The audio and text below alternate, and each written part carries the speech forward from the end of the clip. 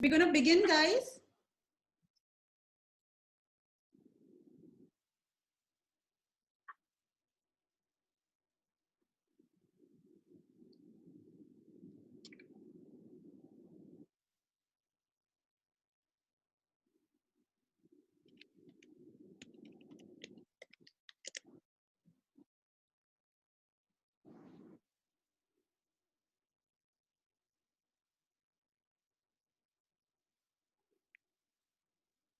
IT team, can you please play the video?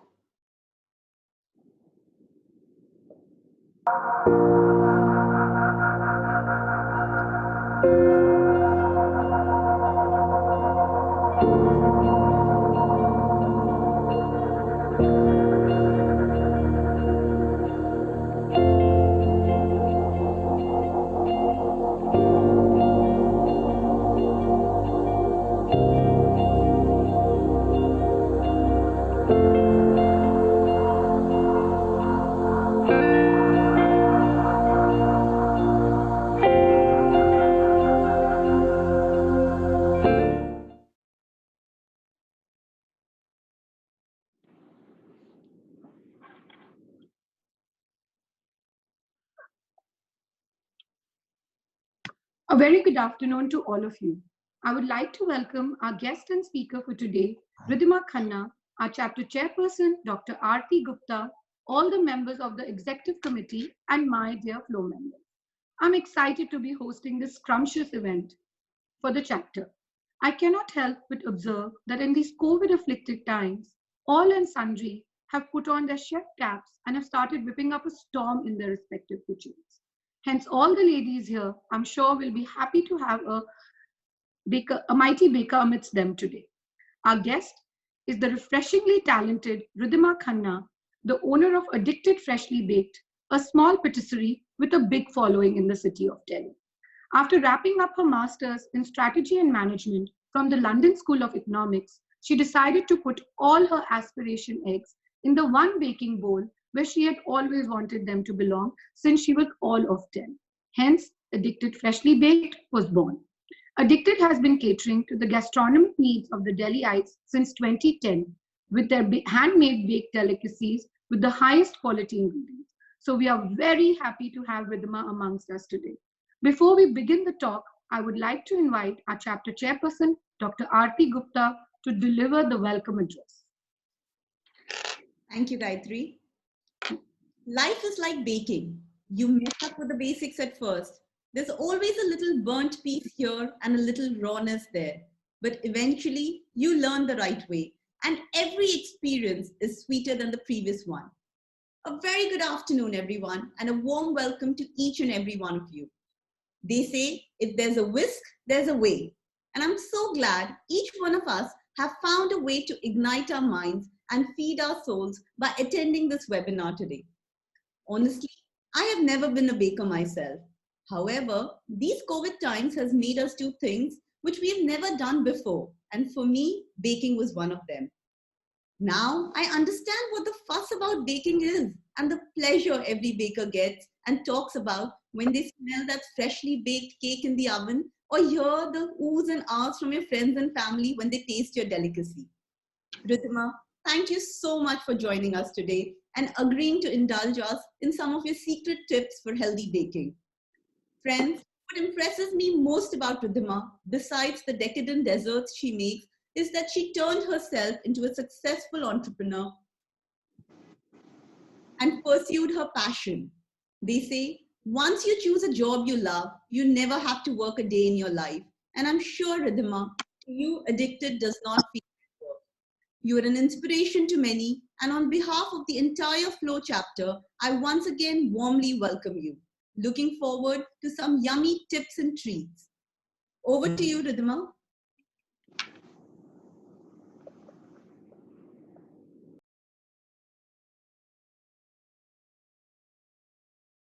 You'll have to unmute me, Auntie. Hi, everyone. I hope everyone can hear me. Give me a thumbs up. Gayatri and Aarti. So I'm super excited to be doing this today. Vicky is very close to my heart. I'm Senior Vice Chair, Biflow Delhi.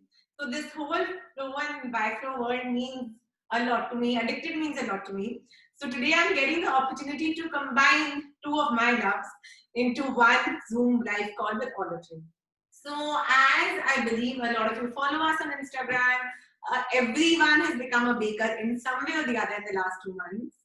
So here we are hoping that by the end of this session, you will come out with better knowledge, better techniques. I would have answered all your questions, and you will be a master baker after this 90-minute session. So we are going to start with a genius recipe. If you all have been following my Insta, you would have noticed I love genius recipes, meaning they are foolproof. No matter what, you can't go wrong.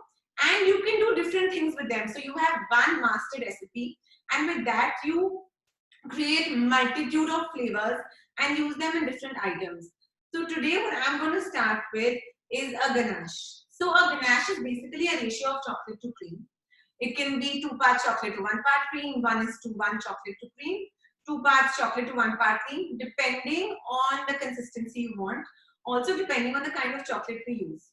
So chocolate is something that most of us love. However, I think we are divided into the worlds of milk and dark chocolate, with probably all your kids or the younger ones loving the sweeter variety. All of us slowly going into the bittersweet, darker chocolate with all the antioxidants that it offers. So I'm just going to quickly show you a little bit about what I mean. So we use Caribou in the bakery. You could use any chocolate. A lot of people ask me what kind of chocolate you use for baking. So basically any chocolate that states a percentage is good, because if a chocolate says that it's like a 35% percentage, it's proud of the cocoa it came from. So any like Lind is normally easily available to everyone across India. So that's a safe bet to go for baking. You don't have to source this or go crazy looking. Just go with any chocolate that states a percentage. So this is white chocolate, which basically contains no cocoa at all. It's just milk. This is a 55% chocolate.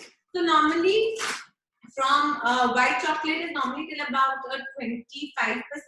Something between a 25 to a 50% qualifies as milk chocolate. Anything between a 50 to a 70% qualifies as a semi-sweet or dark chocolate. Anything above a 70% is a bittersweet chocolate. This is a 55% chocolate. Just showing you it looks. Also my favorite percentage to work with, because if you use something that's too milky, it's not, you know, when you normally incorporate chocolate in baking or in any dessert, it gets molded into butter, sugar, cream. So it anyways weakens that chocolate flavor. So after the product is made, if you use a really weak chocolate, you're not going to get that intense chocolate taste that you want. So normally anything between a 50 to a 60% works well for most of your recipes. It's also the chocolate range that most people love. It's also what we get addicted most. So I'm going to make a ganache with this chocolate. Quickly putting on my apron so that I have a clean white t-shirt for your Q&A after. And then we can start. So after we do this quick demo and different ways that you can use it, I'm also going to make you go through baking tips. A lot of people I've noticed have questions on baking scales, spatulas. So we're just going to cover baking tips after that, and then as many questions as you have that baking tip. So I'm using an electronic weighing scale because it is the foolproof way to go. Also because you guys can read from there. Else, if you are ever measuring any liquid, you just use a liquid measuring cup like this. So I'm going to take cream. You can use, a lot of you are vegan, so you can use coconut cream. And the best part about ganache is, since we are all on this bandwagon, it's gluten-free. It can be made dairy-free. It contains no added sugar whatsoever. It's grain-free, so it really doesn't get better. So here I am. I'm going to take in 500 grams of this cream. So another couple of tips, whenever chocolate is really delicate and moody, so you have to be very careful when you're heating it. So basically you can't combine chocolate with water directly ever. It will seize. You cannot make chocolate touch heat ever directly. I think a lot of us have experienced this. If you ever put chocolate on a stove and put it on like a fire top stove, it will burn in like 5 seconds.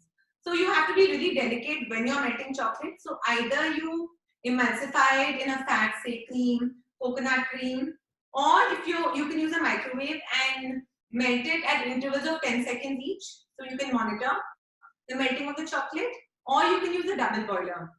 So you take a pan with water and you put a stove on it, and then you melt your chocolate on it, so that you're kind of protecting the chocolate from directly facing the heat. So those are very important points, and this is not seeming to work. So I'm going to do it next.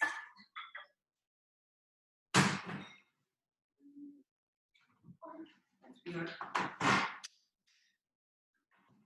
Sorry guys, technical issue, so I'm going to do this.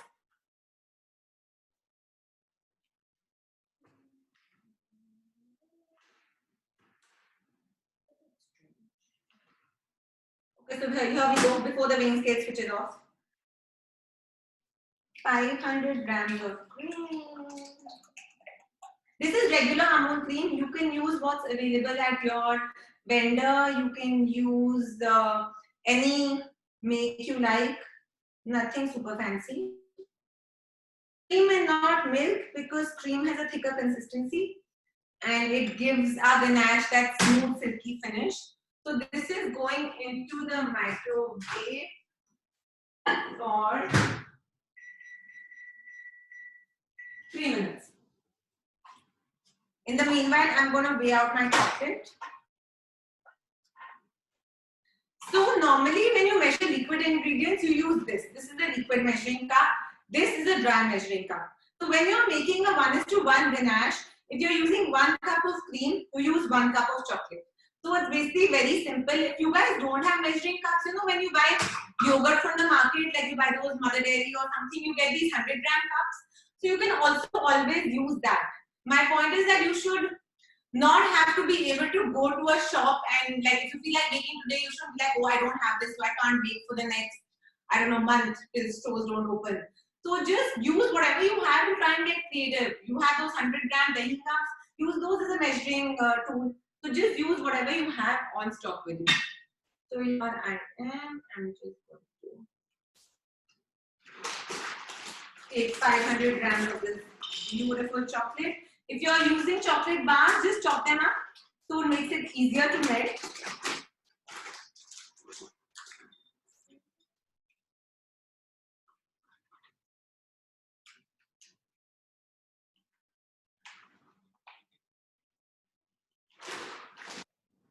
I would have loved for the below weighing scale to work, but with this, you guys could see, I'm gonna try. So that's our chocolate. Okay, so now we're just melting the cream. We're gonna incorporate the chocolate into the cream, and then I'm gonna show you 6 ways of using this ganache. We have a bunch of flavors out there. I'm gonna show you what all I'm gonna do with this. I also have a ganache which I had made last week, which was lying in the fridge. So I just want to show you what it looks like once it's set, and also because we're going to use this to make some of the variations. Just going to stop and check our cream.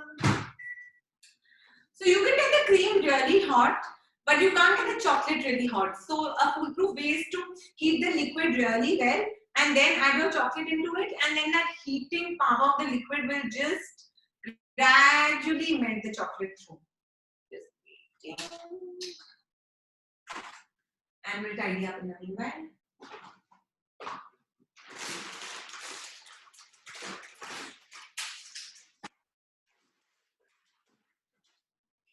Another 20 seconds to go.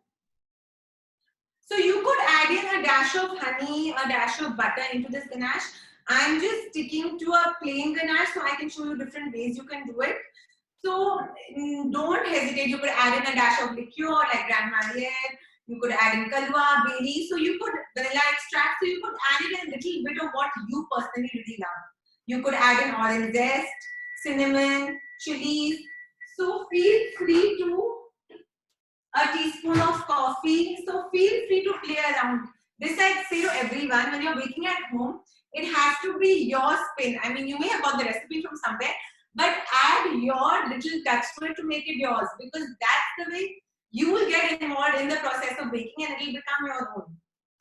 So here we go, cream. Here we go, chocolate. I'm just going to swirl it around, hold it.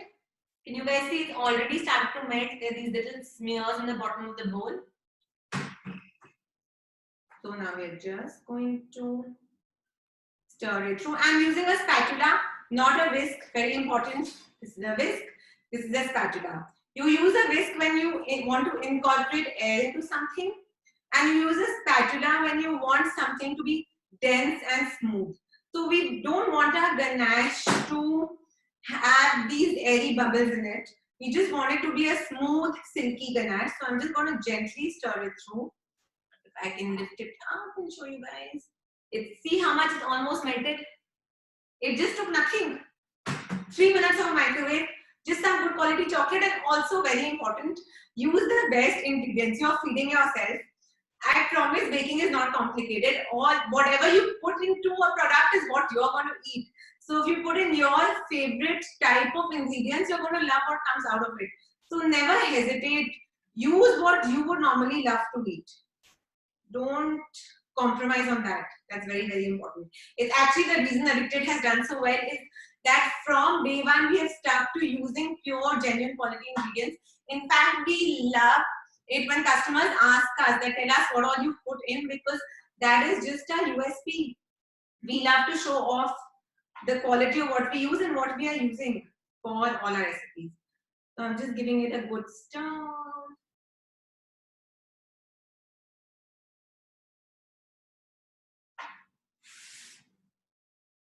I think all of you are going to be motivated to make some dessert after lunch today. At least I hope so. That is what this session is going to result in. So there. Can you see I didn't need to pop it back into the micro because I heated the cream so well. I did 3 minutes for 500 grams. So then I showed that my chocolate has no risk of getting burnt or overheated, and giving that little off taste. Also, when you're using good quality chocolate, you definitely don't want to waste any bit of it. So you want to ensure you heat it properly. Riddhima, sorry to interrupt, but what brand of chocolate did you say you were using for We the use Callebaut. It's a commercial chocolate. In the sense, it comes from Belgium, but it's only supplied in wholesale to hotels and restaurants. So I don't know if it's available. It's called Callebaut. Callebaud. Here. If anyone wants to take a screenshot, you're more than welcome. In case there's a supplier, you know someone who runs a hotel or bakery, they will definitely be using this. Great, thank you. So guys, can you see? Aarti, feel free to pause when you want to ask questions, because everyone else is muted. I won't really know if there's any relevant. Yeah, absolutely. I'm going to just keep seeing the questions which are coming in between and keep asking you. And can you see that? I mean, I wish you all are with me. It's silky, it's smooth, and it's yummy. So just chocolate and cream. Okay, so now we're going to move on to how we can use this. So firstly, I'm going to divide this into 6 different little bowls, because I'm going to show you 6 ways of using this ganache. So as I said, that ganache has been there for a week. So you could just make like a big batch of this. It will stay good easily for 2 weeks. And you could use it, okay. And you could use it over a period of time for different purposes. So you've done just the cream and chocolate process once. You can easily reheat this. There's no issue in that. Just store it in the fridge, either cover it with cling wrap, because you don't want those water droplets or that water condensation to happen on it. You could also just keep it in an airtight container. And then if you want it a little smoother, you can just feel free to warm it up. So I'm dividing this into 6 bowls for you. And then there was another question. Does it get really thick in the fridge? And That's really thick in the fridge, but as I said, you can heat it up the same way you make the ganache. So just microwave for a few seconds. I know a lot of people don't like the microwave heat. In that case, put it on a double boiler, on an induction. So just warm it up and it will be back to the same consistency. Don't worry about it. great. It will set in the fridge because it has a high quantity of chocolate in it. So obviously that chocolate is bound to solidify. But that's fine because it will come back to this amazing consistency. So that's 3. And I mean, you could do this with your family and everyone kind of do their own take. So do like a fun chocolate bar on a Sunday, maybe, since we're all into these family games these days, and have everyone do their own twists and turns on the different variations I'm going to show you. There, and one I'm going to leave in this. Okay, so the first thing that you can do is, of course, you can just use this ganache on its own. It's silky, it's smooth. You can use it as a frosting on your cakes. I have here cake slice. So you could basically have a jar. If you ever have a party, you could just keep a jar of this ganache, have people spoon it onto their sundaes. You could kind of dive into it if you're having one of those chocolate moments and just eat it out of this. You could swirl it on cake. So I have a cake slice that I just want to show you that you can put it on your big cakes, and then you just take any knife and you just kind of swirl it around. So it's really easy to work with. If you swirl it on your cakes, it'll give a really nice frosting. So it's a really easy frosting for your cake. So that's one thing you could do with it. Just checking on time, I feel. Okay, the second thing you can do is make hot chocolate or like a chocolate shake with it.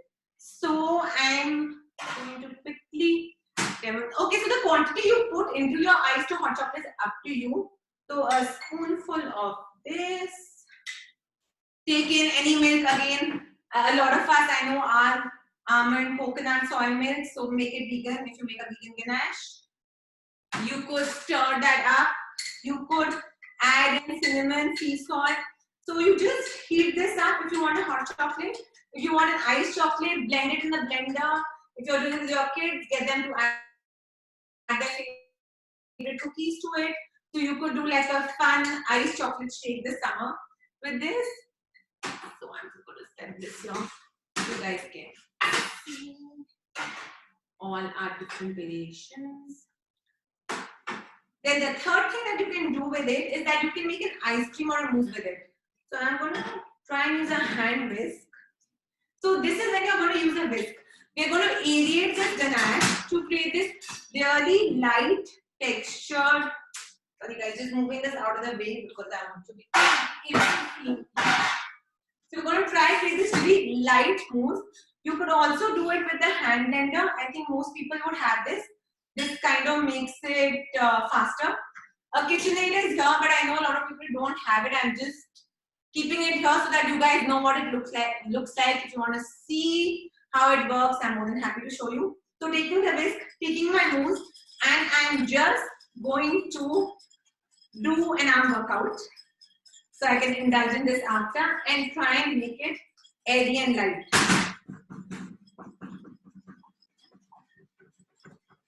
I don't know how many of you have tried the Dalgona coffee this last 2 months. It's kind of similar. I think whipping things has become the new way of taking out any corona frustration. I swear it. I think almost everyone has done, even though it was like your usual fitty coffee. Yeah, so that's what I'm saying. So you just whisk this, and every time you whisk something, even with eggs and sugar, it always starts to become a paler color. Because when the air gets incorporated, I mean, it has to go somewhere, right? So that dense formation lightens up, and when it lightens up, it also lightens up in color. It's just one of those things which you may have never noticed, but now you will, I'm sure. So just keep going. Ideally, it should be a little bit more cooler, but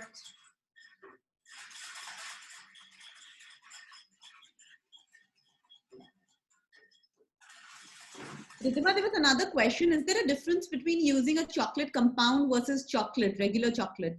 oh yeah, okay. So compound chocolates are not very high in quality. They're normally made not from cocoa beans, and like chocolate is made from a bean. And as we all know by now, like there's refined oils, cold pressed oils. Then there's different types of coffee, freshly ground coffee, instant coffee. So even with chocolate, the quality of the chocolate is different based on what you're buying. So a compound chocolate is normally not a good quality chocolate. If something says it's a compound chocolate, it's a very mass commercial chocolate, which is probably not made from a bean. It's probably made from like the parts that are left over after the chocolate making process, which is why I insist you buy a chocolate which states a percentage. If a chocolate bar says the percentage, it is obvious that it is a good quality chocolate. You can blindly just purchase it. Anything that says 30, 40, 50, 60, if they show off their percentage, they are a real chocolate. Oh. So I would not suggest compound chocolates at all. And using cocoa powder instead, can that be done? So cocoa powder is the leftover byproduct. It doesn't contain cocoa butter in it. So like for example, you will not get this silky smooth ganache if you make it with cocoa powder.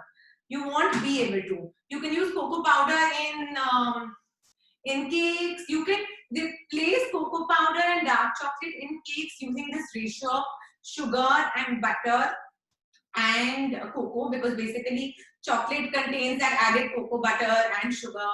So you can do that, but in ganache, there's no way to hide this chocolate. It's just chocolate and cream. So you can't really cheat on it, basically. So in this you can't, but you can replace cocoa and chocolate where you're putting in like your sugar or your flour, or your butter or your oil, because there's other stuff also, but not in this. Okay. So guys, I don't know if you can see, this is lightened, just giving it last 10 seconds. I'm also going to show you with the whisk because it's going to go a little bit faster. And I feel when I start talking about chocolate, I don't stop. So we're probably already running late.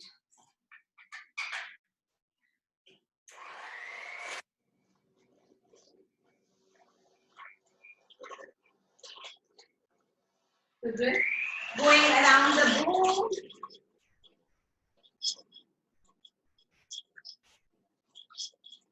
It looks amazing. That's it. I'm just going to take a spoonful.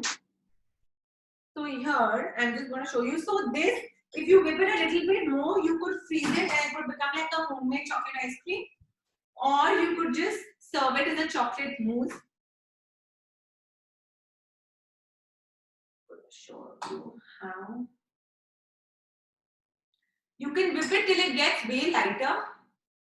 But right now, I'm slightly pressed for time, so we're going to go with this. So you guys can just see. We're going to pile up a little more. And this is your perfect chocolate mousse, no eggs, nothing. In fact, you can do this also with water. On the Addicted Insta page, we have a 2-ingredient chocolate mousse with water. This just uses cream instead. Then we've done 3 ways. Now the 4th way is we can make chocolate truffles with this. So for that, you need the ganache to be a little bit more set. So I'm going to use the ganache which I had lying with me. And also because I want to show you that you can have it sticking in your fridge for a week and then use it still, so you can do different things with it every day. So take like an ice cream scooper, a teaspoon, just put it onto a plate, take a little bowl of cocoa powder, and all you're literally going to do is just drop the ganache in that. So we all love Royce, I think. Everyone knows what Royce is. I promise you, this is your Royce made at home. Now that we're running out of chocolates and this thing, I think we'll have to stick to making Royce at home. Yeah, exactly. So see, any cravings that you're having and saying, oh my God, I can't get this, it's not available now. I just found this for you. So I'm going to do one in coconut to show you that you can roll it in different things. You could roll it in crushed cornflakes. You could roll it in almond powder. You could roll it in anything you like. And here. That's it. That's as easy as it is to make homemade chocolate truffles. And can you imagine a plate of these, half of them in cocoa powder, half of them in just coconut? It looks so pretty. You have that perfect contrast. And you can just be like, here's my plate of homemade chocolate truffles. So that's number 4. Then you can do some yummy chocolate energy bites with this. I'm going to take in, since this is healthy baking, we're going to incorporate all the superfood seeds. So I'm taking in a tablespoon of pumpkin and sunflower seeds. I'm going to use a tablespoon of this ganache. I'm using the set ganache, guys, because this one is really like right now luscious and thick and like yummy, and I wanted to kind of set at room temperature. So I'm going to show you with what I have ready. So I'm just going to take that in, add in some cranberries to it. I have some chia seeds here.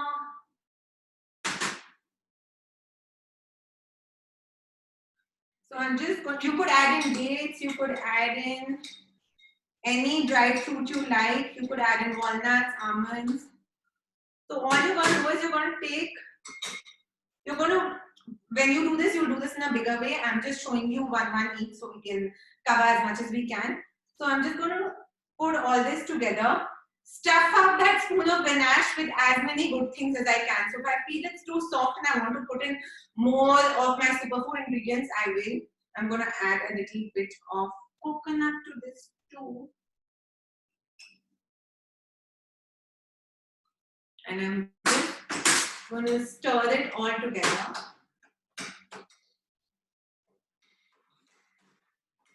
Divide it into half because roll it out, or I'm rolling it out right now to show you guys. You could set it in a pan at home. So you could do seeds, nuts, chia, dried fruit, whatever. Mix it into the ganache. Take out a pan, just set it in that, and then you will have these little energy squares that you can always have with your cup of tea or coffee. So you get your chocolate and you also get it all the yummy superfoods you're supposed to be eating at this point. So there, it's my little energy ball.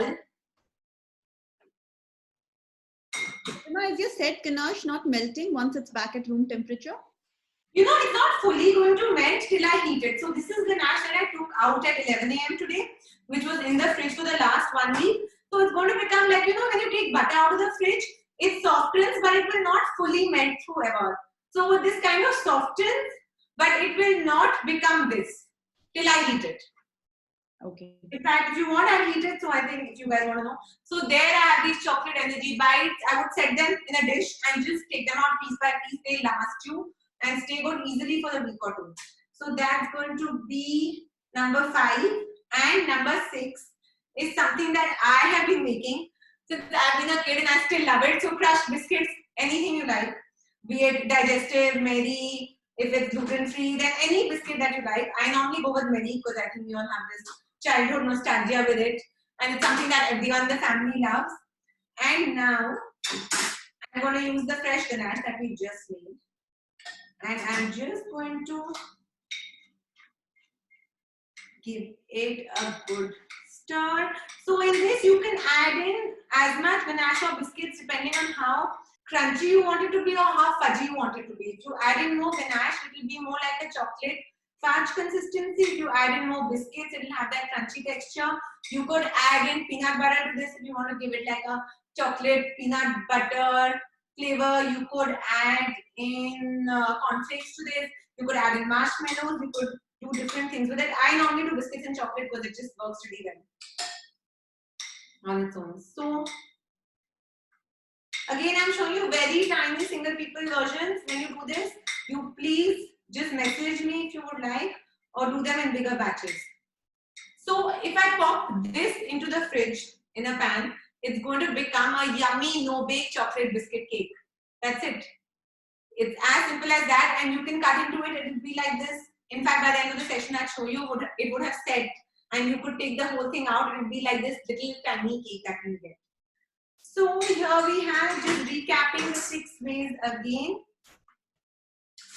Number 1, use this luscious ganache on its own.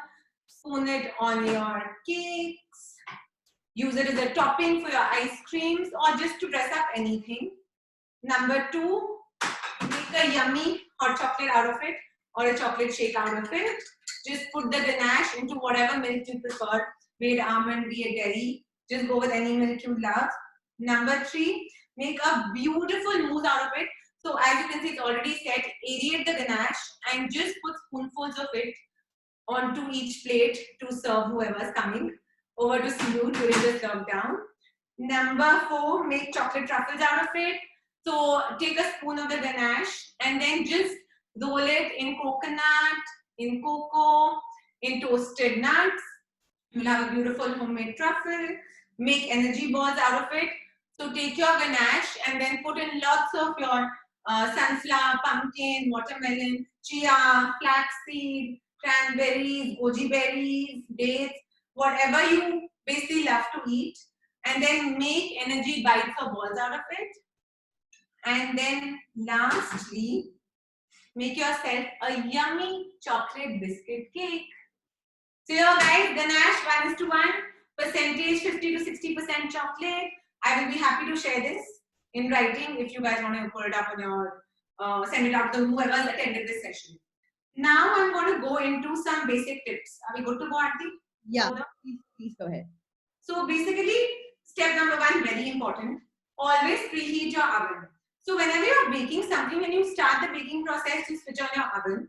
Because if you put in your baked product into a cold oven, you have to understand the most popular baking temperature that I suggest is 170 degrees Celsius for all your baking. And if you put your batter into a cold oven, it's obviously when it rises from 0 to 170, it's going to give your cake that uneven rise. So always ensure your oven is preheated at the temperature you need for baking. Most of the home ovens, the thermostat of the oven is really off. Either your oven is new or old, but for whatever reason it may be, that temperature is not accurate. So I really suggest you all get an oven thermometer if you bake often. This is what it looks like. It just has different temperatures on it. And you just pop it. So I use a Ashton, which is a commercial oven. So hence the fancy look to it. But just showing you, you just pop it in and hang it on a rack. And the temperature that this shows is what your oven temperature will actually be. So it's actually a really, because I know a lot of people struggle with this. Their cakes get overburnt from the top. It's raw from the middle, and the temperature is the main reason. So most ovens thermostat is totally off, no matter how new your oven may be. So get an oven thermometer. Step number 2, whisk your ingredients really well. So I think the first step in every batter is eggs and sugar. I know a lot of you on this chat are eggless or vegan. So I want to show you two egg substitutes that you can easily use at home. So one is yogurt. Yogurt normally makes for a good egg substitute, like a quarter cup of yogurt equals 1 egg. And you can make a flax egg or a chia egg. Now this really intimidates people for some reason. When we say use a flax egg or use a chia egg, everyone just gets overwhelmed. So hence I want to demonstrate this to ensure that is not what you feel. So we're going to take this is flaxseed powder, very important. When you make a flax egg, you do not use the whole flax seeds, you use the powder or you grind up the flax seeds. In general, flax seeds by themselves cannot be absorbed by our body. You have to grind them if you want to consume them to get their nutritional benefit. So I'm taking a tablespoon of flax seed in 1 glass. I'm actually going to move this up front. You guys can see. And in another. Besides this, of course, yogurt is a great egg substitute by its own. A quarter cup of yogurt works really well. Taking a tablespoon of chia and putting it in. And now we're going to put in 3 tablespoons of water, which I'm just going to for you guys.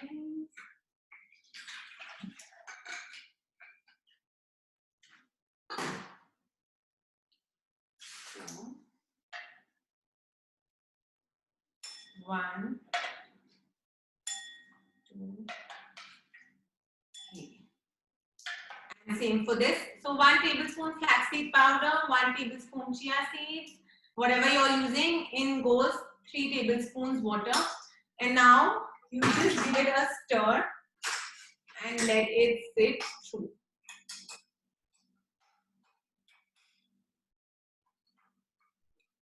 I'm going to come back to this in a little bit because it's going to form that egg-like consistency, which is what I want to show you guys.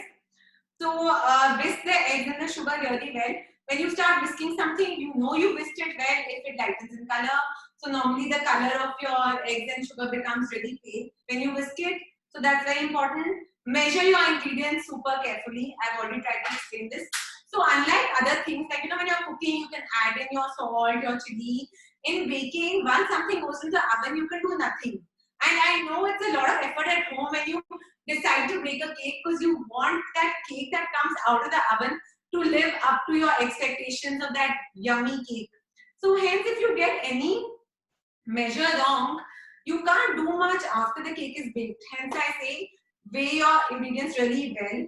Liquid ingredients, this is a liquid measuring cup. This is a liquid measuring cup. Everything in ml gets weighed in this. Dry ingredients, meaning your flour, sugar, all goes into this. And then things like your baking powder, baking soda. So normally that's just half a teaspoon in a cake. So you can imagine how strong it must be that you put a half teaspoon in that big cake tin of yours. Hence, use these spoons for anything that's a tiny quantity, and just be really careful. Of course, you can invest in a weighing scale.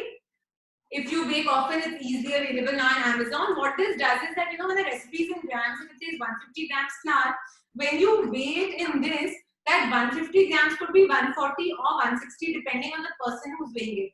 But when you weigh it on this, 150 is 150 on the scale. So a weighing scale is a really good investment and very easily available that you should get if you got into that baking mania and got addicted to baking this lockdown. So your ingredients really well. Then your flour. Okay, while we're talking about sugar, I also want to quickly jump in and tell you some sugar substitutes to make it healthy. So this is breakfast sugar, which is normally what most recipes say, but I feel in India we all get really confused because our chini is those granules and that doesn't dissolve in baking. So breakfast sugar is just normal chini, either ground up and called Buddha sugar or just fine white sugar. You can replace this 1:1 with powdered jaggery. So this is what I mean by powdered jaggery. I know a lot of people use jaggery and then they tell me, oh, our cakes were too sweet. That's because you cannot take that block of jaggery. When you take that block of jaggery and melt it, firstly you get a syrup. You don't get this powder. If you try and grind it at home, you also mostly get this really clumpy mass. So your measurement gets really messed up. Powdered jaggery is easily available now, and jaggery is a new superfood thanks to a lot of nutritionists in this country suddenly. So you can just use jaggery 1:1 and you will have a sugar-free cake. And mostly the taste is not like there's going to be, jaggery is normally a yummy taste which you're all used to. So you're not going to compromise on that. So any recipe, wherever you get it from, sugar can be substituted for jaggery. You can also substitute for date syrup or like dates that you've ground up into a paste. But normally the consistency of the cake becomes a little bit different with the dates because dates contain a lot of liquid. So it's not the perfect substitute for sugar. So jaggery is the healthy substitute if you're looking for one. Then flours. So normally your flour, which is your atta, maida, rice flour, is the last component in a batter process because flour normally contains gluten. And gluten, when you mix flour through something, that gluten gets activated basically, and gluten is a protein. So when that protein gets activated, it makes something tough, and that is not what we want our cakes to be. We want our cakes to be soft, moist, have that crumb which is really delicate, which is why you never ever whisk your flour. You whisk your eggs, you whisk your oil, but you normally always you put flour in the last step of your batter making process, and you always use a spatula to fold your flour. And you don't overmix your flour. So like you add in your flour to the batter and then you combine it through till it just mixed through and then you leave it. This is not the step when you are trying to work out or kind of give it your all. Those steps were right before this. So now again, flour, maida or white flour can be fully replaced for atta, which is whole wheat flour, 1:1. In any recipe, if it calls for 200 grams of maida, you can do a straight swap for 200 grams of atta. You can do a 50% swap for say oats flour. So basically, I'm just trying to explain when the cake calls for flour, it basically is calling for that gluten. Okay, so if you don't, and atta is the whole flour and maida is the white part of the flour. So you have to have some aspect of gluten in your cake. So you can do 100% swap for atta because it contains the same technical properties as maida. You can do a 50% swap for an oats flour or maybe a nut flour or like a quinoa flour. So any flour you like. Then you easily get gluten-free flours nowadays. I'm just going to show you some. This is a brand called Zero G, which I personally love. It's easily available. And they have 1:1 swaps. So like, they have a maida replacer. They have right atta, which is basically a 1:1 swap for the gluten atta and maida. So these you can just replace fully. If you get a gluten-free flour, you can easily replace. Okay, now nut flours, for some reason a lot of people think gluten-free equals almond flour, coconut flour. No, that's not true. Gluten-free flour, the ideal replacement is gluten-free flours which are rice flour, millet, sorghum. Coconut flour, which is basically dried desiccated coconut powder, or almond flour, which also I have right here for you, is basically whole almonds that are you grind up in the food processor. That's it. And these nut flours are of course naturally gluten-free because they are nuts that have been just ground up, so they don't contain any grain in them. They're naturally grain-free, they're naturally gluten-free. They, however, tend to make baked goods heavy because obviously, you know, if you're putting in almonds or coconut, there's a whole lot of fat also that you're kind of naturally incorporating. So a lot of people will say, oh, we used almond flour in place of atta and our cake was really dense. But obvious, because atta is lighter in texture than an almond. So whenever you're replacing an atta or maida with a nut flour, just try and do like a 25 to 50% swap and not 100%. So you get the amazing qualities these nuts offer and you get that lightness of the cake. So those are the healthy swaps you do. Then you must try your batter, guys. I say this all the time. If your batter is not yummy, that cake is not going to be yummy. So if this is your batter and it's going into the oven, you try it. If you feel like, hey, I wanted more chocolatey, you add in a spoonful of cocoa. Oh, I feel it's not balanced. You add in a pinch of salt. I wanted more cinnamony. You add in cinnamon. Oh, it's not sweet enough. You add in your sugar. You should love your batter before it goes into the oven. If your batter is not the way you want your cake to be, your cake is also not going to be the way you want it to be. So try your batter. Any tweaks you can easily do in that batter. So that is a must do. Definitely try your batter before it goes into the oven. Then line your cake pan really well. So this is a cake pan. You basically, it's almost like when you're putting oil or butter in this, it should be like you're painting it through. So it's almost like you're scrubbing something, and that's how when you put your butter or your oil in it, and then you use flour and you tap it all around. So you must line this really well because cake heartbreak really is when you unmold that cake and that cake is stuck to the pan. I swear till date my heart sinks when I'm unmolding a cake because you just want it to come out perfectly, and the only way it comes out perfectly is when you line it really well. I'm happy to show it, but after I'll go through the tips depending on time. So just ensure you're scrubbing it, and then just dusting. Or if you're using a parchment paper, then that's what you use. That insulates, basically lining the cake pan gives you that insulation to ensure that your cake comes out properly. It is really the key in a cake unmolding perfectly. You always test your cake. Try and test it. Like suppose you put in a cake and it says give it 20 to 30 minutes. Try not to open the oven door till the 20-minute mark because again every time you open the oven door there's heat that escapes, there's uneven temperature in the oven which results in uneven rise in your cake. So wait till that 20 minutes. After those 20 minutes, you take a skewer, you could take a little knife, you could take a toothpick, and all you do is another cake slice. You insert it in and you take it out, and it should just be clean. That's it. If you're used to baking, when you touch the surface of a cake, it normally bounces back a bit when it's baked through. So that's one test, and this is your foolproof test. If this has batter sticking to it, or is liquid when it comes out and you kind of have like say this, like you know you make a chocolate cake batter, this is what an unbaked cake will look like. It will have like this chocolate batter sticking to it. Your cake is not baked through, check it at every 5 minutes. So test your cake for doneness. The oven again, we had a question about the name of the oven you're using. So I use a Rational. It's available in India professionally. They don't do home ovens. How do you spell it? Rational. Rational. But it is not available for home use. So only if you're starting a bakery, this is a 6-deck Rational.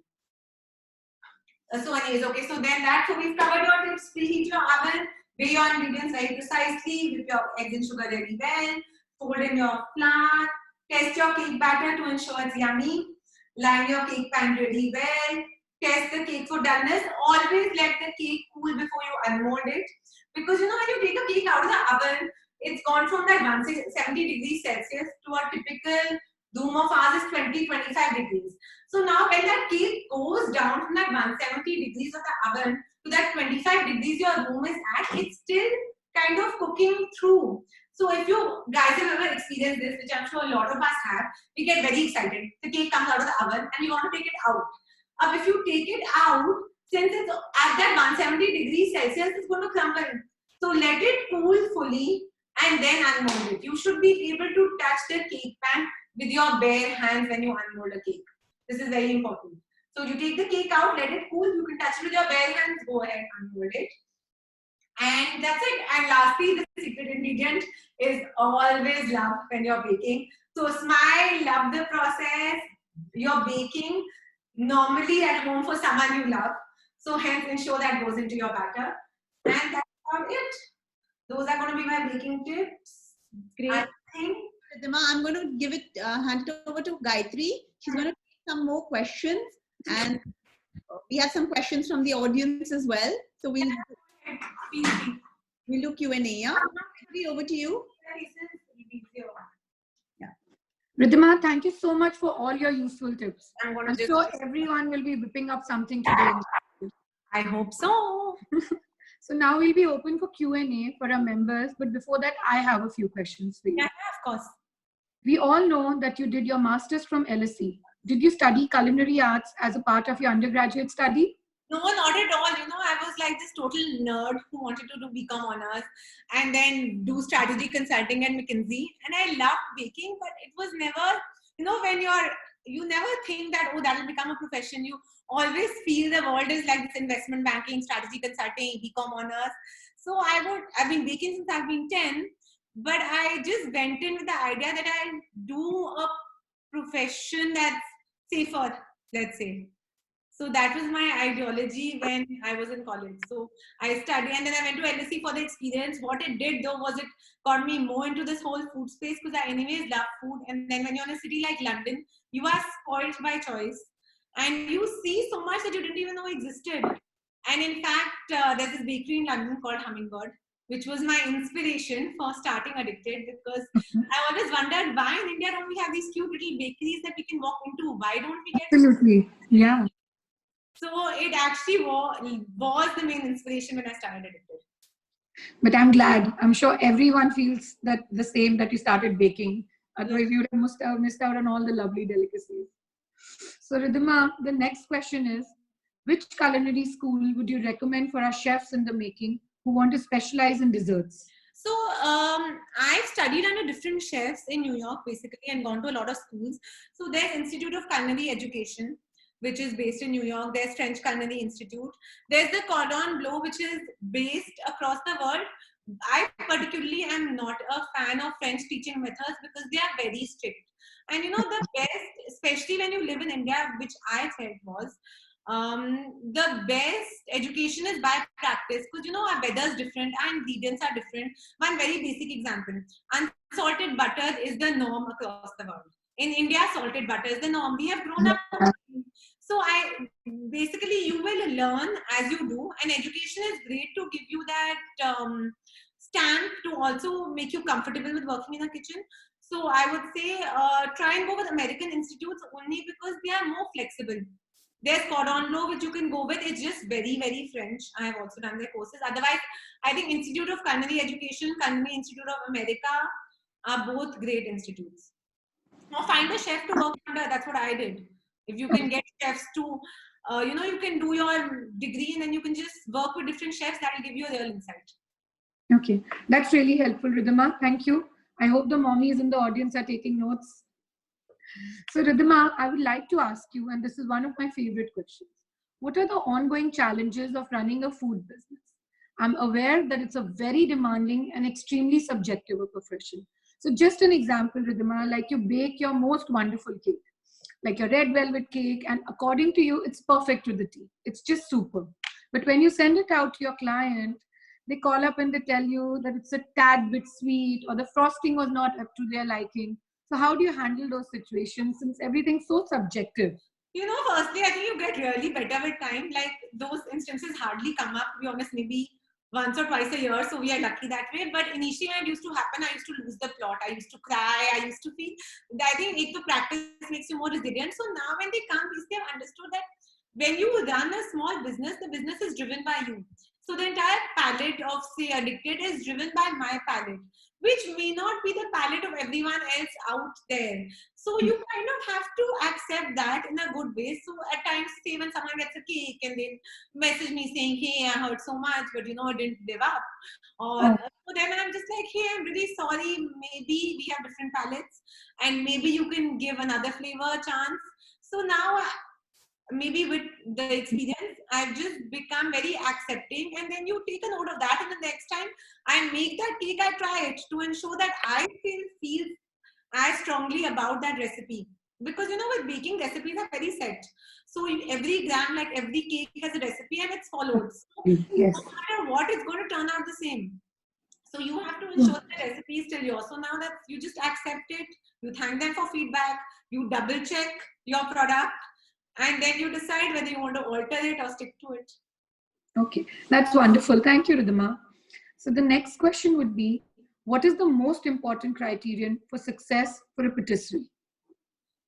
So as I was saying before, in our case, consistency and quality. Consistency because normally as a customer when you're ordering, like you order my chocolate and salted caramel cake, you're probably going to order it for like once a month maximum.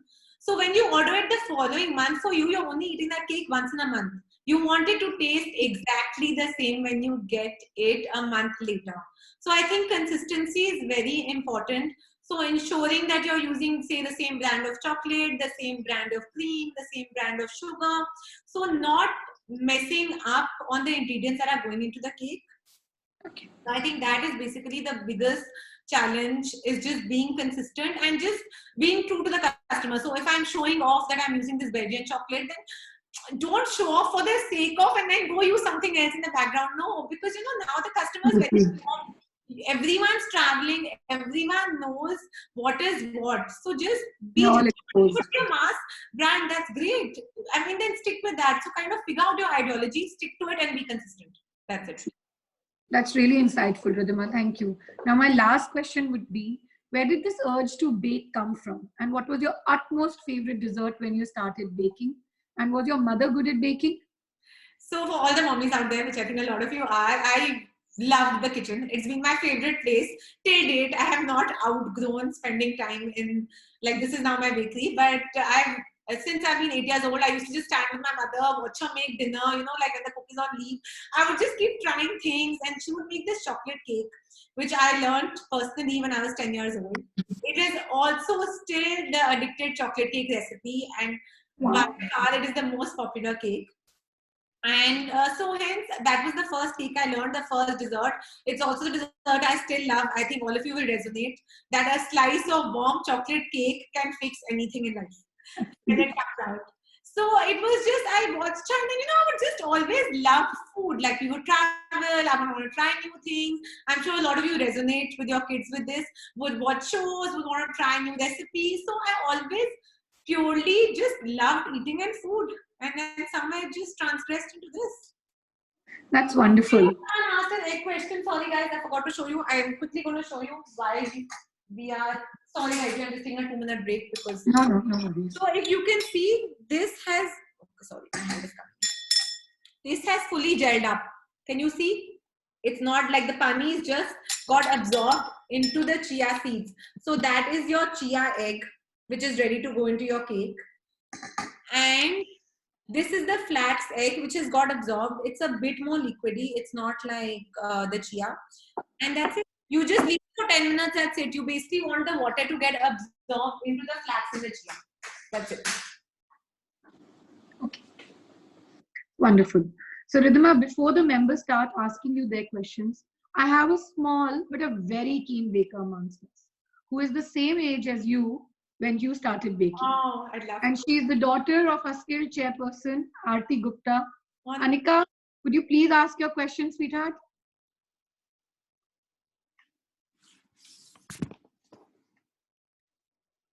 Anika?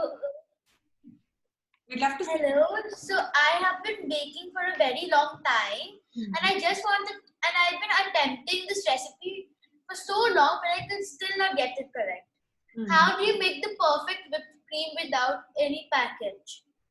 Oh, so all you have to do is you chill the cream. That's it. Chilled cream whips a lot faster. So you basically chill the cream, ensure it's as cold as possible. Maybe freeze it for like 2-3 hours or pop it in the fridge for the day and ensure it's like ice cream cold. And then whip it and it will whip in seconds. Okay, and one more question. Can we use coconut sugar as a replacement for brown sugar? You can use coconut sugar. It looks a lot like jaggery. The reason I suggested jaggery is because I don't know how common coconut sugar is in this country. So you can use coconut sugar 1:1. Any recipe that calls for white sugar or brown sugar, you can just use a full coconut sugar. Okay, thank you so much. Welcome. Happy baking. Thank you, Aniku. So now we'll open the questions for our dear members. The first question is going to be my Mudra Goenka. Hi, Ridhima. Hi, Mudra. Thank you so much for such amazing baking tips. I'm sure they are so useful. When you guys In fact, I have been following you on Insta from a long time now. And yesterday only I tried your chocolate cake. And trust me, it was simply outstanding. My kids loved it. that is the cake I've been baking since I've been 10 years old. I promise. That sounds So my question to you is, which dessert is your pet peeve? You are a bit unsure about, and you are tenterhooks throughout its making. So caramel. So basically, whenever you put sugar on a stove and you make caramel, it's basically a combination of sugar and water or just sugar.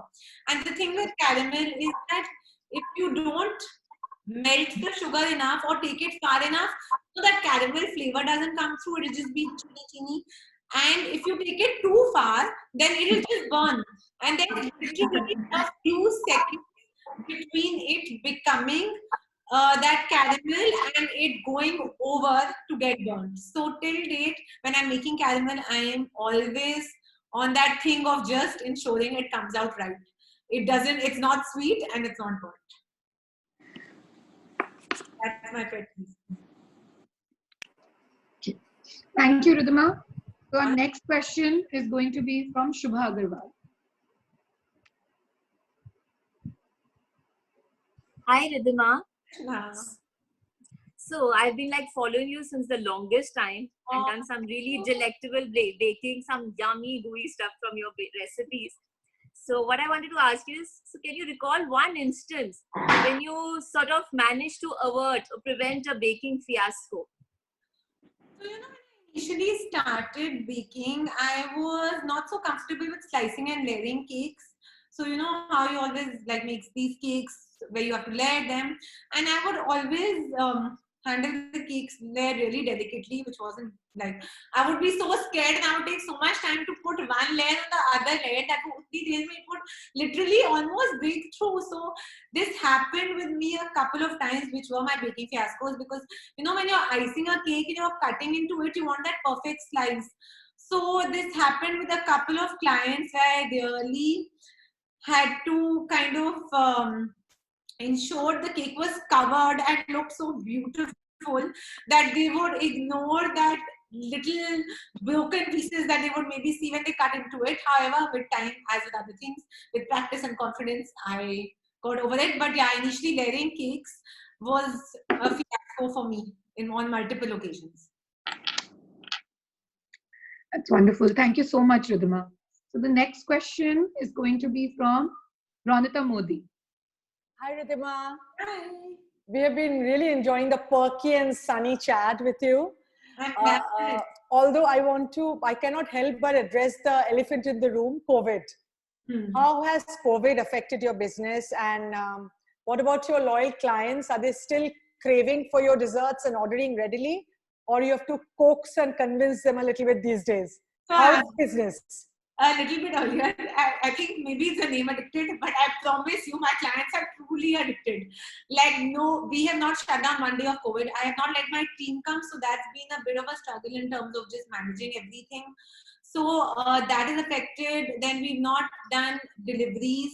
We are not doing because don't want to take that chance, as you know, if you're delivering to multiple houses. So it's changed a little bit in terms of just these technical difficulties, I would say, because you know, also when you're doing food, you want to ensure it's safe. And when you have a team come in, you know, I can't take count of every person they have met. and neither can you ask them to report that back to you. So it's been difficult in that sense also, but it's also been great because I think now everyone's evolving. You know, everyone's 5-year plans are out of the window. Everyone's 6-month plan is out of the window with COVID. So I think it really, as I mentioned earlier, I would be most happy. I would always think the brand should be only like talk about the cakes. I would not put myself in front of that Instagram screen or video screen that readily. And when COVID started, I didn't have a choice. So it kind of evolved into something else. So I think the challenge or what everyone should look at is now look at multiple avenues. Because what you thought your business was, it maybe still is, but it's 50% that.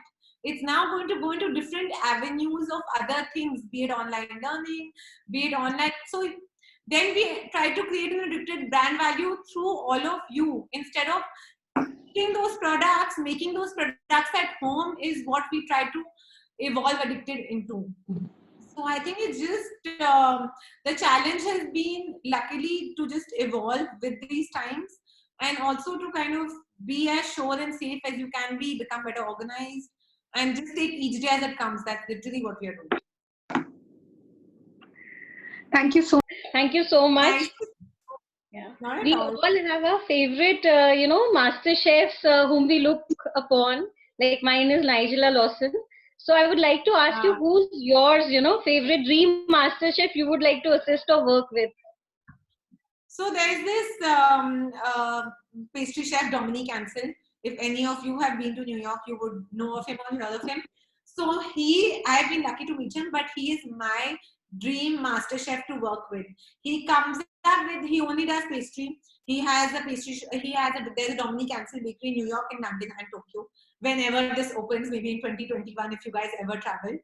So he does these amazing creations, which are just things that you're maybe used to having. Like he'll do a hot chocolate, and you always put marshmallows in your hot chocolate. He'll put a fresh marshmallow which will open up into a flower with the heat. So he just takes things that you are in your palate which you love and add something extra to them. So I totally love his creations. I would someday love to work with him. So that would be Dominique Ansel. It's wonderful. So next question is from Bhavna Gupta.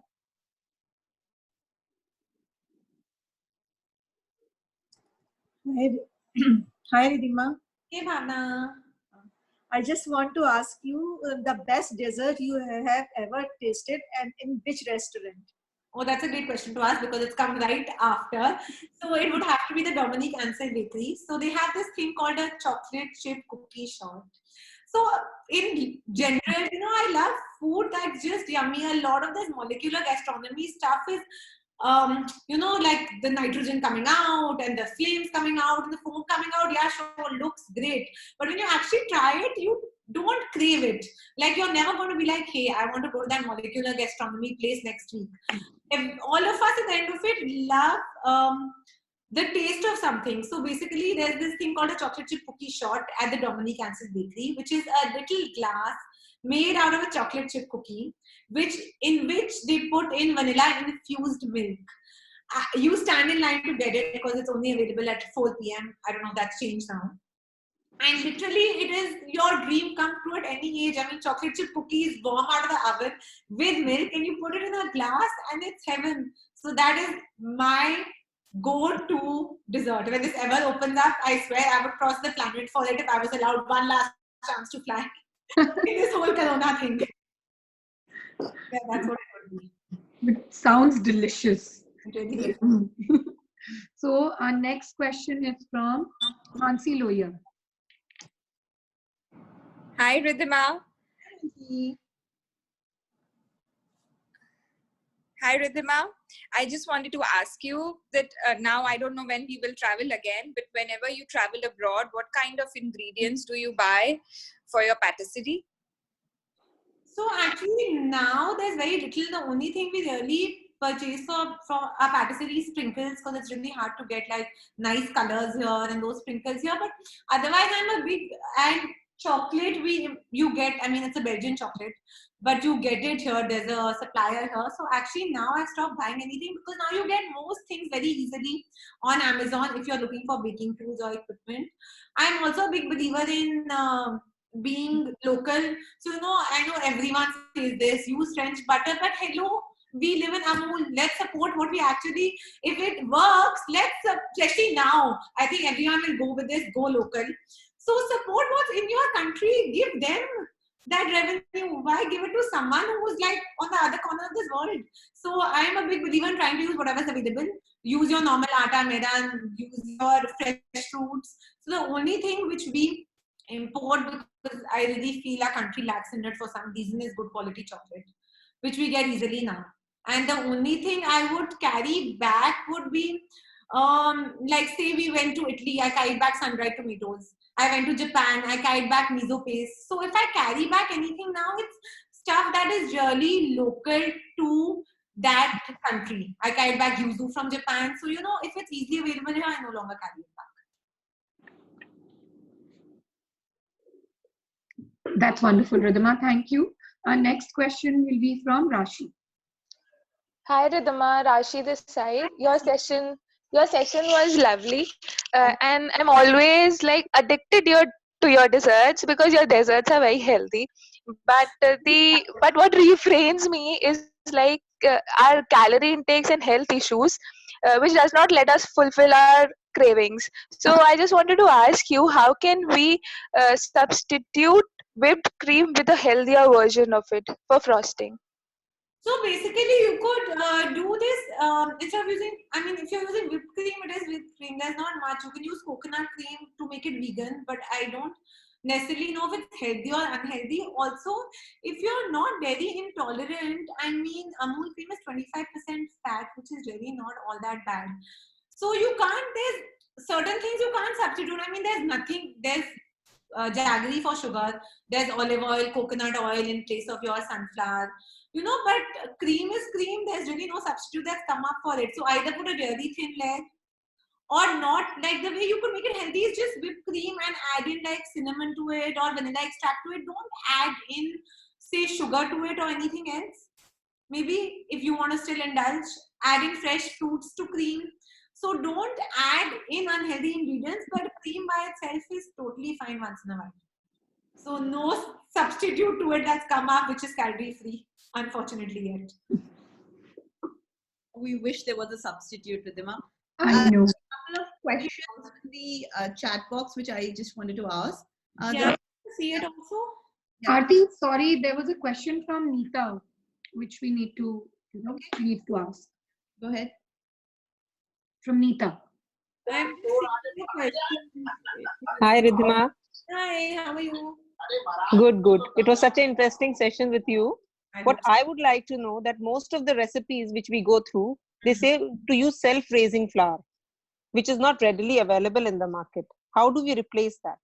So, self-raising flour is just normal atta or maida, whatever you're using. Atta, I'm saying because we are trying to go the healthy way.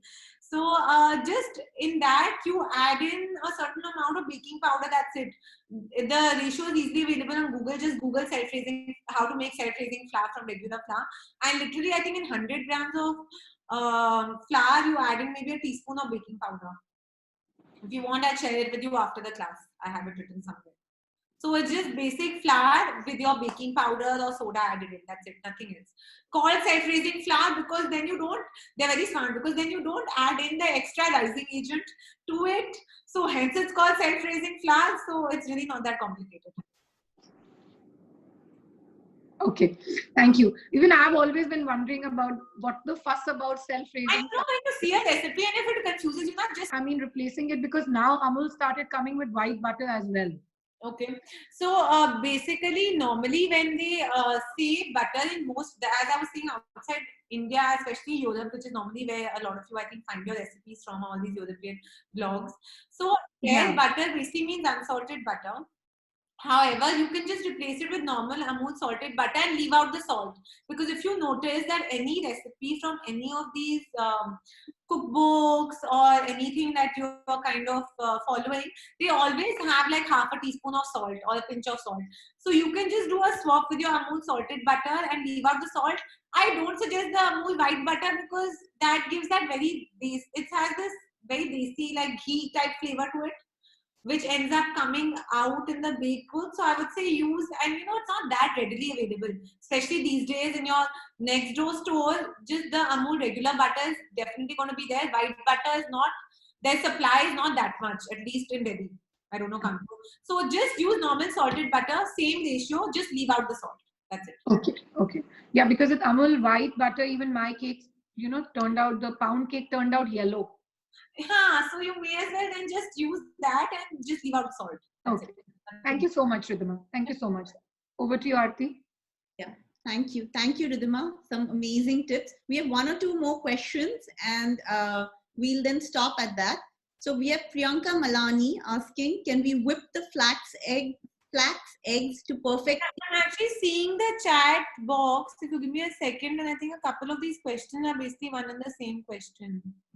That's like the initial ones have already been asked. She's been asking if we can whip the flax eggs to perfect peaks, just like we can do with eggs, or do we have to aquafaba?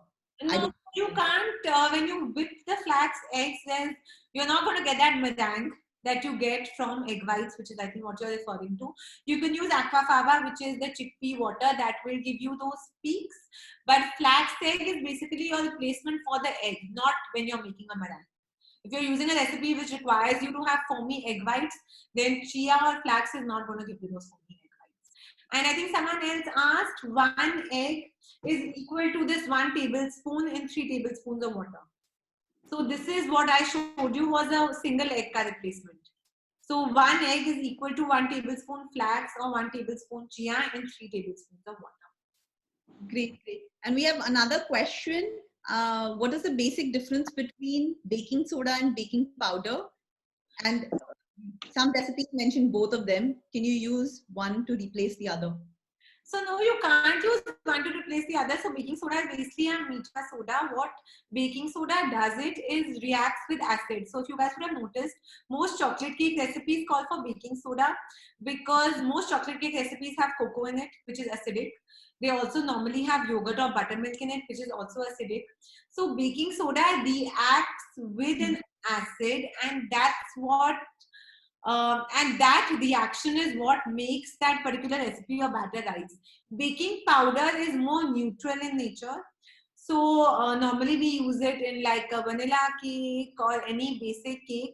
So they basically just that chemical reactions to ingredients are different, which is why they both exist, right? Which is why we don't have one baking rising agent. We have baking powder and baking soda because chemically they both react differently.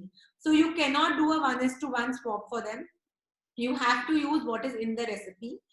And in those quantities also because their power is different. Like a half teaspoon baking soda is really strong and probably equals to 1 teaspoon of baking powder in terms of the rising power. So please don't swap them out. Try and stick to using what is mentioned in the recipe, and it's just a chemical thing, nothing else, basically. Great. Thank you, Ridhima. We'll end with the Q&A here. I know there are a lot more. I'll answer this one which was on the chat, that what level to bake on the oven, middle level of your rack. That's it. Very important. Okay. I know very basic, but a lot of people miss out when someone's asked. I just want to answer. Always bake your cake in the middle because normally your oven gives heat from the top and bottom. When it's in the middle, then you get even heat from everywhere, and hence your cake rises well.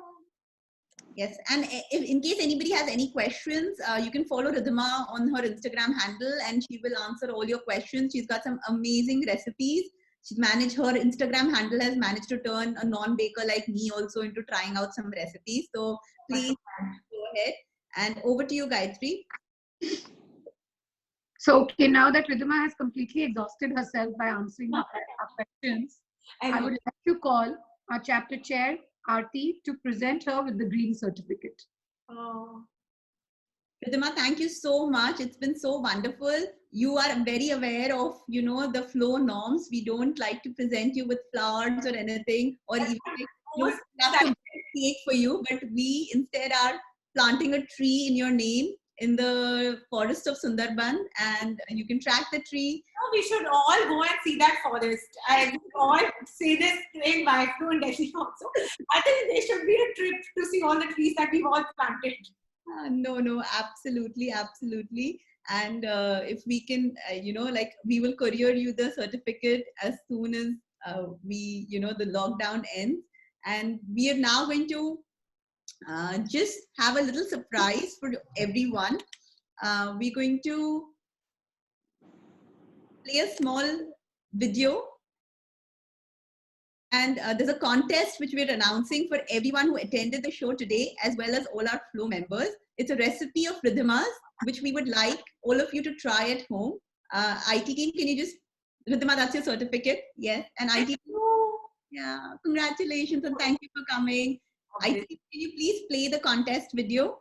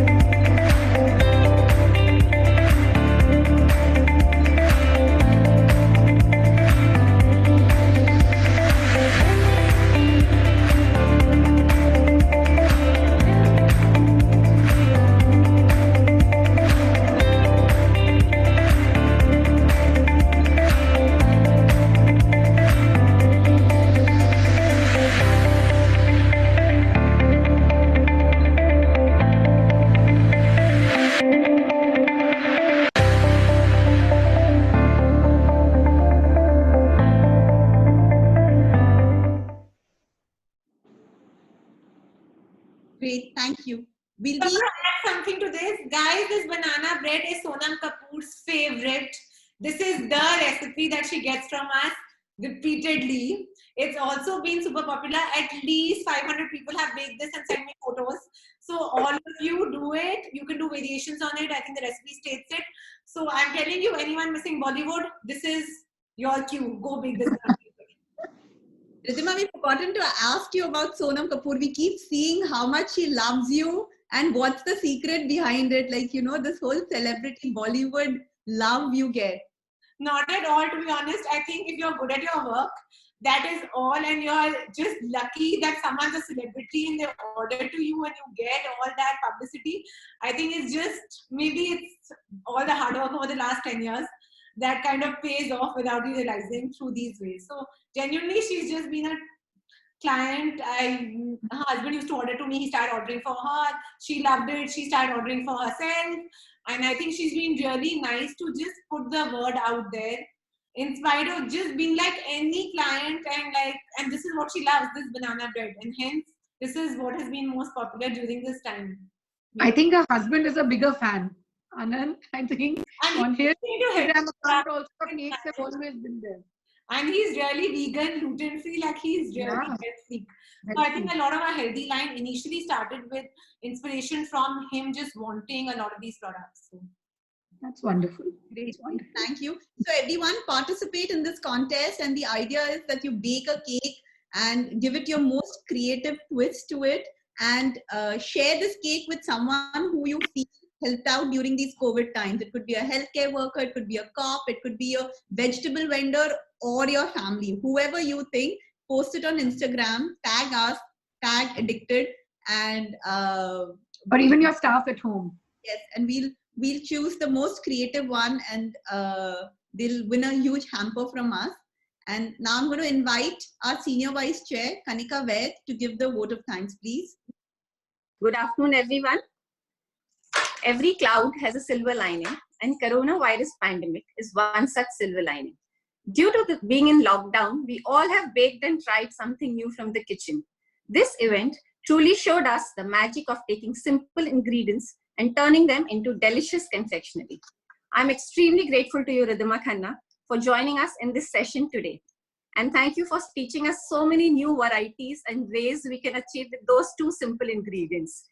Ridhima, I can smell chocolate all over here.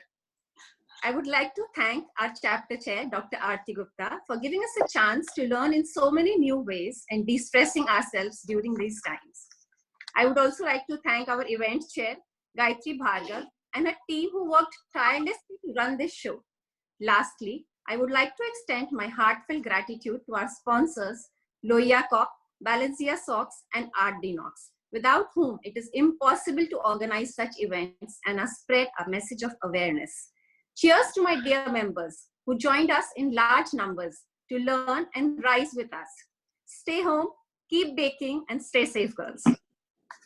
Thank you. Great. Thank you, everyone. Thank you. Thank you, Ridhima, for joining. It was such a wonderful, it was a lot of fun. Yeah. Thank you, Ridhima. So And much. Ridhima, loved the way you are vocal about being local. I mean, yeah, very important. You know, people pride on all this imported stuff. I think we have to pride now on what is Indian now, especially. Totally. Great. All right, guys, we're signing off. Take care. Till the next time. Thank you so much.